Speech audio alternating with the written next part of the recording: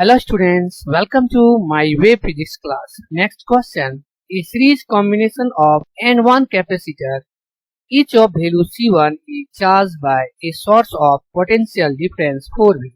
When another parallel combination of N2 capacitors, each of value C2 is charged by a source of potential difference V, it has same energy stored in it as the first combination has. The value of C2 in terms of C1 is that.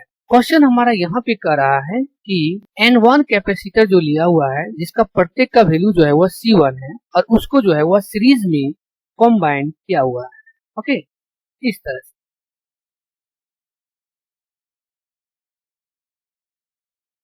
Okay, और इस सारे capacitor को जिसका value जो है वह C1 है, okay, और जिसका नंबर जो है वह N1 कैपेसिटर है, इसको जो है वह 4 वोल्ट दे करके जो है वह सारी को जो है वह चार्ज किया है।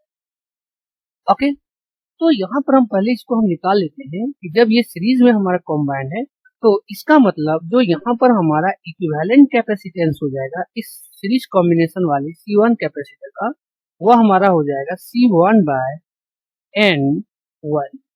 ओके, इसका मतलब जो इसके पास हमारा एनर्जी स्टोर हो जाएगा, अगर उसको हम U1 मान लेते हैं तो ये हो जाएगा हमारा 1/2 C इक्विवेलेंट और ये हो जाएगा V स्क्वायर। अगर हम यहाँ पे वैल्यू को पुट करते हैं U1 equal to 1/2 C equivalent का वैल्यू जो आया है वह है C1 बाय N1 और V स्क्वायर जो है V स्क्वायर का वैल्यू जो है यहाँ पर हम पुट करेंगे, जो हमारा V है वह है 4 वोल्ट, मतलब इसको 4 वोल्ट दे करके जो है हम चार्ज करेंगे।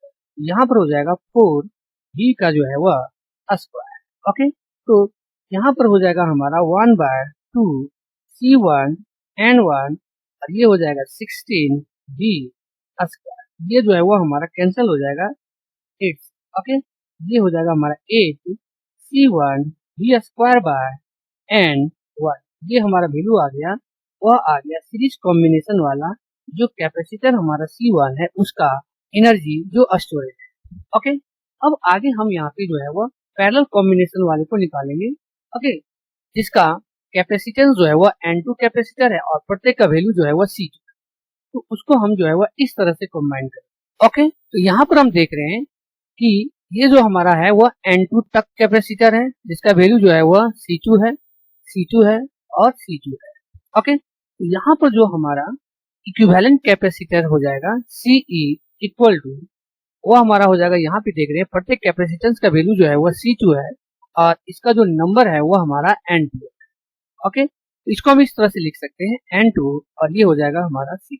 ये हो गया हमारा इक्विवेलेंट कैपेसिटेंस जब N2 नंबर तक जो है वह C2 कैपेसिटेंस को जो है वह हम पैरेलल में कॉम्बाइन करेंगे तब, और इसको जो है वह V वोल्ट दे करके जो है वह इसको चार्ज किया जा रहा है।